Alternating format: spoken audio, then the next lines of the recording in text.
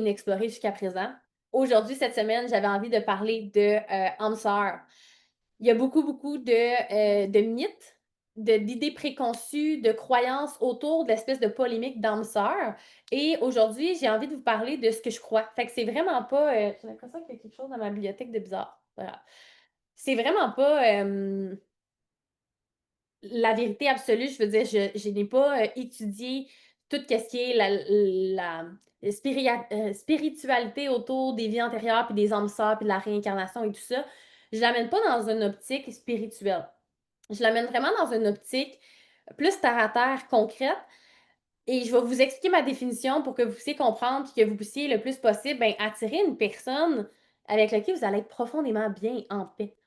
Parce que quand on parle d'âme sœur, qu'on veut attirer notre âme sœur, on veut donc bien notre personne, ce qu'on veut dire là, concrètement, c'est qu'on veut une personne avec qui on peut être profondément en sécurité, avec qui on peut s'épanouir, avec qui on peut évoluer, avec qui on peut être tellement bien, tellement vibrant, qu'on peut vivre une passion, qu'on peut vivre une fusion, un sentiment de symbiose, une élévation, une allégresse.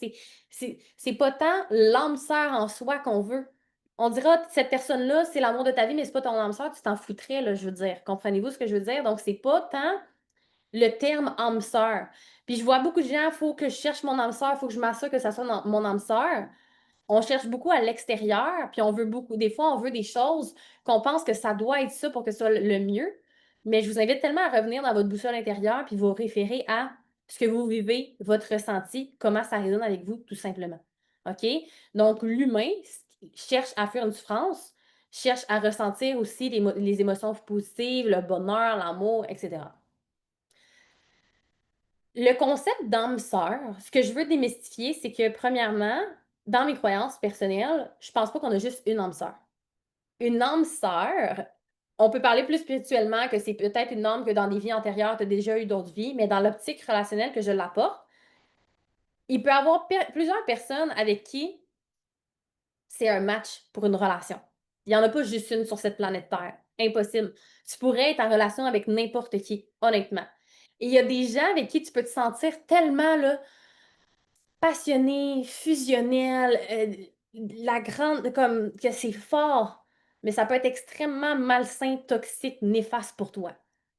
Donc, l'aspect âme sœur, c'est pas juste tout le bon que ça t'apporte, puis l'espèce de thrill, puis la consommation que ça peut te faire vivre, mais c'est plus de quelle manière ça te permet de revenir le plus possible à ton centre, à ton essence, puis d'évoluer en tant qu'humain. Parce qu'à la base, si on regarde l'âme, à quoi ça sert, l'âme s'incarne dans le corps humain, s'incarne dans le monde physique parce qu'elle a quelque chose à venir régler, à venir apprendre. Le purpose de l'âme, c'est l'évolution. C'est l'évolution. Donc, si l'âme n'allait pas évoluer, elle n'aurait pas rien à apprendre, à changer, à conscientiser, la sagesse à gagner pour permettre l'évolution de l'âme, mais aussi l'évolution de l'humanité, elle ne se réincarnerait pas. Fait que ton âme n'est pas plongée dans ton corps pour rien. Tu as des choses à apprendre, à vivre, à transformer pour pouvoir constamment devenir une version la plus actualisée, la plus en paix, la plus heureuse, la plus épanouie, la plus aussi bonne pour le monde que tu peux devenir. Fait que l'âme a un chemin précis, puis un purpose, puis une raison d'être précise. OK? Donc, pour moi, un âme sœur, c'est des gens avec qui, lorsque tu te mets en relation, ça va favoriser cette évolution d'âme-là. Et l'évolution ne vient pas dans le confort et la complaisance, c'est dans juste le oh mon Dieu, c'est donc ben bon. Si des âmes sœurs, c'était juste ça, c'était une relation où est-ce que tout est parfait, où est-ce qu'il y a pas de défi, il n'y a pas d'enjeu, il n'y a pas d'obstacle, il n'y a pas de chicane, il n'y a pas de désaccord, il n'y a pas de discordance d'opinion, il n'y a pas de peur, d'insécurité, de blessure, si c'était juste ça, que c'était juste du wow, le monde des licornes, l'amour, ils vécurent heureux et eurent de nombreux enfants, la passion pour toujours, l'attraction sexuelle dans le tapis, si c'était tout ça, là, tout juste le bon, ben l'âme, pourquoi les âmes sœurs se seraient incarnées dans du monde physique pour se rencontrer s'ils peuvent vivre ça dans l'au-delà? Parce que dans l'au-delà, là, dans l'au-delà, là, dans l'au-delà, dans le paradis ou dans l'espace où est-ce que les âmes vivent leur best life, il n'y a pas de basse vibration. Il y a pas de peur, il y a pas d'insécurité, il y a pas de peur de pas être assez, de contrôle, de mécanisme de défense, de chicane. Tout ce qui vient de l'ego, qui vient de la peur, qui vient de la méchanceté, de la défensive, des mécanismes, c'est tous des mécanismes humains. C'est des mécanismes de défense, c'est des peurs, ça appartient à notre humanité. C'est pas notre âme qui vit ça, c'est la partie humaine de nous. Est-ce que vous me suivez jusqu'à présent pour ceux qui sont là? Fait que ce que je veux dire par là, c'est que si une âme sœur, c'est juste la personne avec qui tu vas vivre juste le paradis, tu serais pas. C'est pas ça. C'est pas ça parce que la vie humaine, ce n'est pas juste le paradis. On expérimente l'amour à travers les polarités. La vie humaine, c'est des dualités, c'est des polarités. Donc, les hautes vibrations et les basses vibrations. Fait que l'espèce de mythe de quand on va rencontrer l'âme sœur, ça va être réglé puis ça va être parfait toute notre vie, non. Ça va être parfait le moment où est-ce que tu vas retourner au paradis. Tu es venu ici dans ton évolution. Donc, dans l'évolution, c'est à travers les épreuves, les enjeux qui se présentent, les situations, les conflits, les problématiques, que tu as un grand potentiel de transformation, d'évolution, d'avancement. Donc, l'âme sœur, pour moi, c'est une âme que si vous vous rencontrez, que vous choisissez de marcher votre chemin ensemble, parce qu'elle va te refléter, parce qu'elle va déclencher à l'intérieur de toi, par comment cet humain-là va être, va agir. Je vois pas vos commentaires, mais j'ai l'impression que vous commentez. Est-ce que vous commentez? Est-ce que vous êtes là? J'ai juste vu un commentaire à date. Bref, je vous laisse commenter. J'ai perdu mon idée. Qu'est-ce que je disais? Je me rappelle plus. D'habitude, quand je fais des parenthèses, je reviens puis je m'en rappelle. Je disais que l'âme que tu vas rencontrer va favoriser ton évolution, mais pas seulement par tout va bien puis tout est facile. Ce n'est pas dans la confort, dans la facilité qu'on évolue. J'ai déjà quelqu'un que j'ai rencontré qui a dit pour apprendre, il faut que soit que ça fasse mal ou ça coûte cher.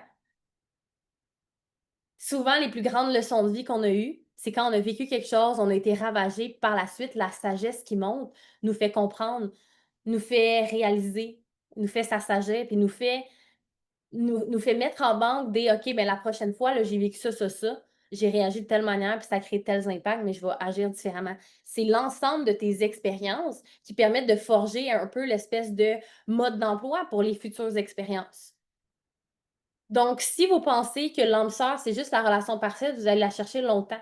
Et ce qui rend pour moi une relation parfaite, c'est une relation dans laquelle c'est imparfait, qu'on est capable de conjuguer, de s'adapter et de solutionner toutes les imperfections, ce qui fait en sorte que le partenariat amoureux devient parfait. Fait que pour moi, l'âme sœur, c'est une âme avec laquelle elle va te refléter des éléments qui vont te permettre l'évolution, mais des fois, c'est les éléments les plus inconfortables. C'est les peurs, les insécurités. Vous allez peut-être avoir un partenaire. Puis là, ne confondez pas quelqu'un de toxique, mais ça me déclenche et qu'il faut que je reste là pour évoluer.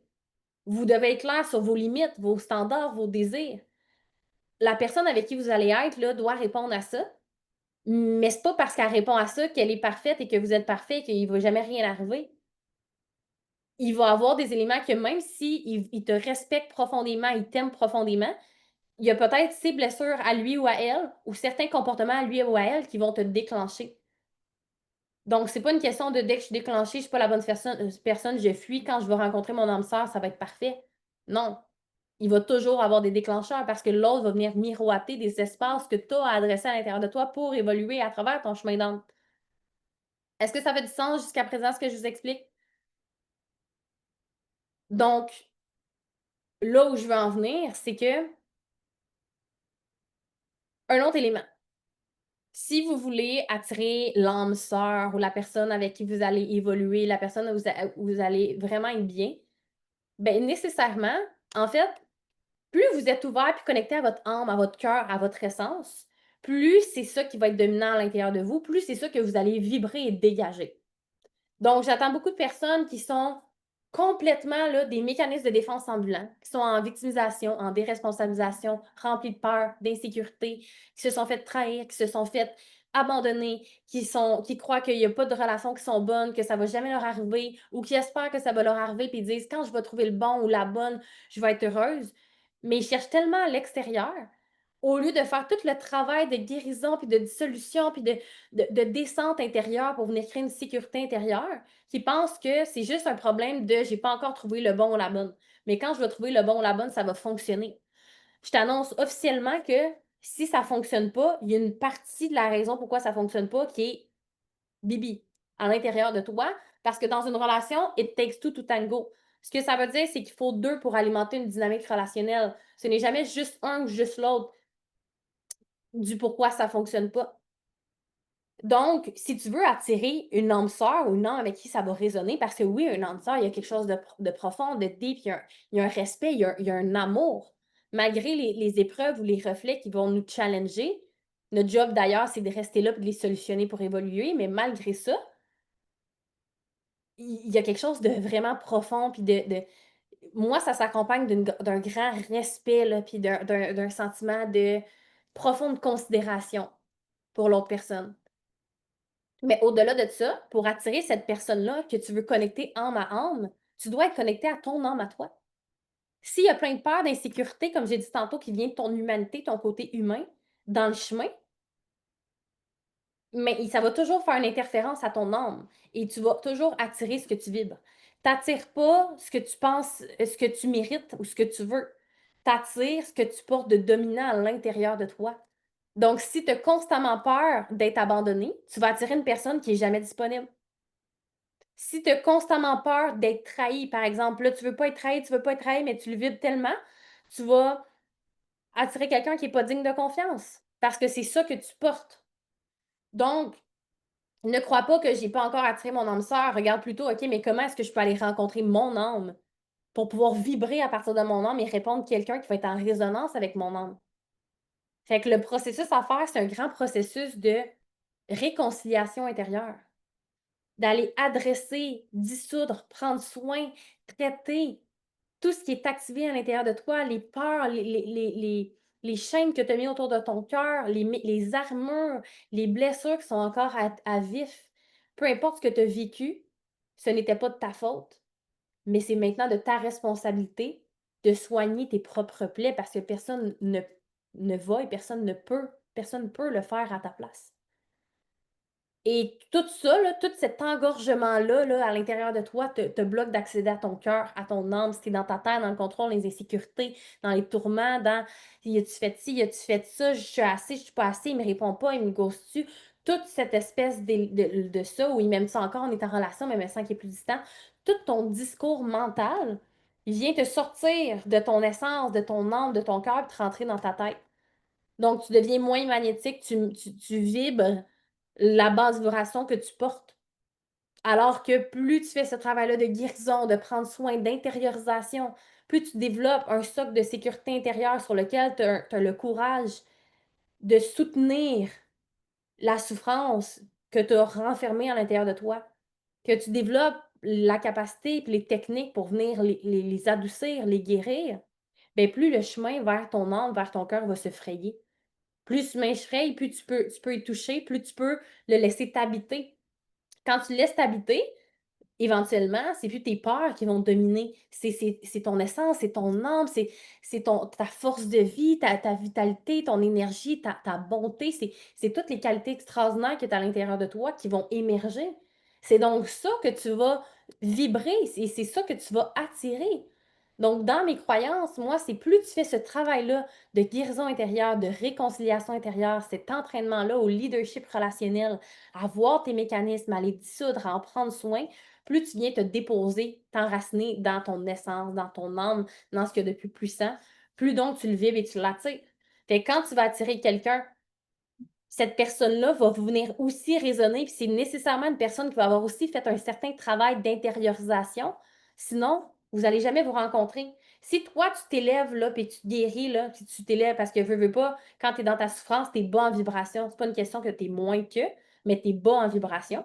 Donc, plus que tu guéris, tu prends soin de toi, tu développes une confiance, une estime, un profond respect propre, une sécurité intérieure, tu vas t'élever en vibration. L'autre personne là, qui n'est pas guérie, qui est dans la victimisation, dans la manipulation, dans le contrôle, dans whatever, elle vibre là.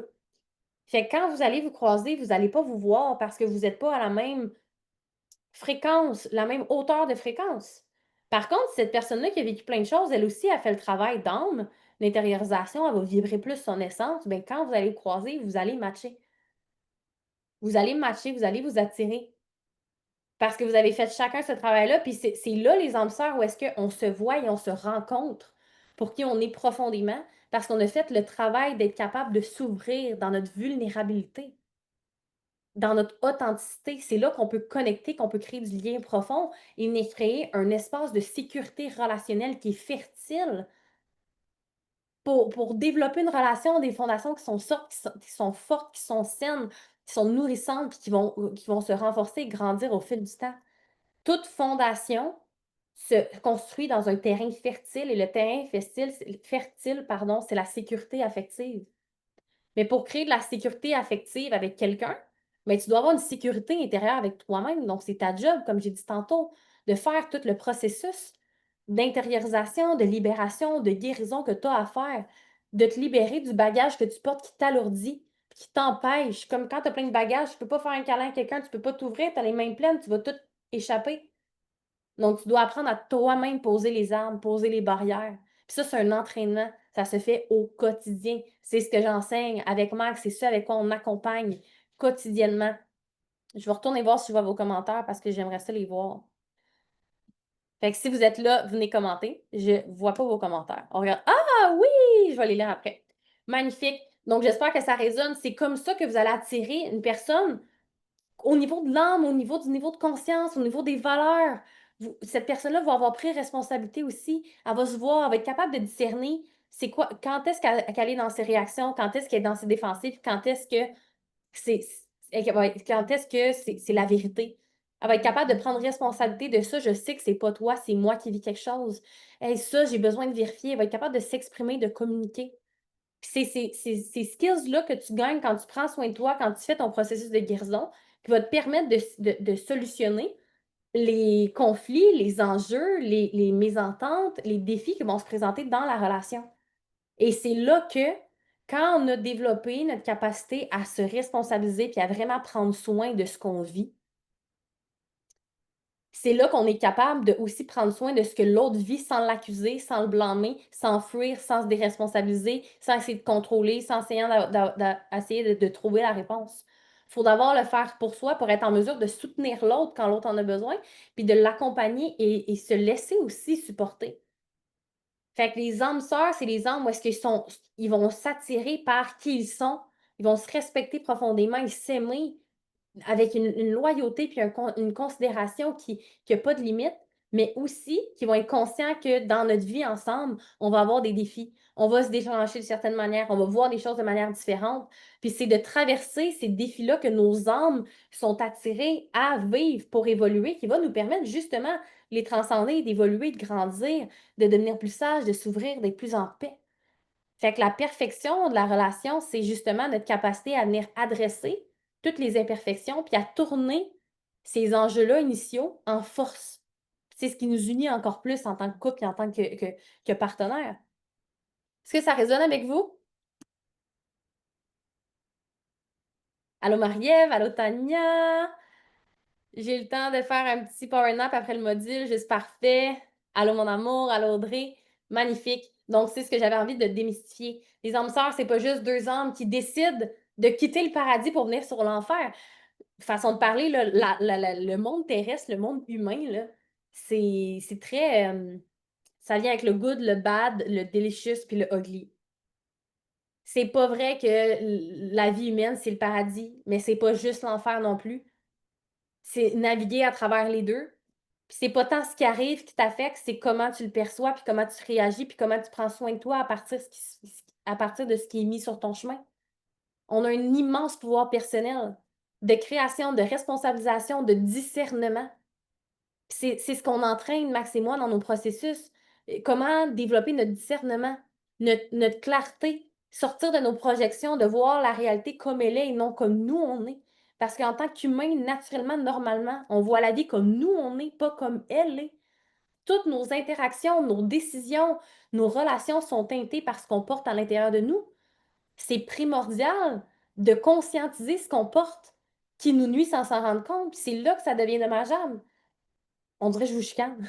C'est là que ça devient dommageable parce que du moment qu'on n'a pas conscience de ce qui nous nuit, ça nous nuit. Du moment où est-ce qu'on en prend conscience, on a le pouvoir de changer ça. On a le pouvoir de choisir de perpétuer le pattern. Dans ce cas-là, ça devient notre faute, notre responsabilité. Mais on a le pouvoir aussi de venir le désamorcer, de venir créer autre chose. L'humain s'affranchit de sa prison intérieure du moment où est-ce qu'il développe sa capacité à se responsabiliser, même si ça fait chier des fois, même si ça demande du courage, même si ça donne la chienne, même si c'est inconfortable, même si parfois il faut s'avouer vaincu, même si parfois il faut s'excuser, même si parfois l'ego, l'orgueil en prend une claque, la capacité de se responsabiliser est votre billet vers votre liberté.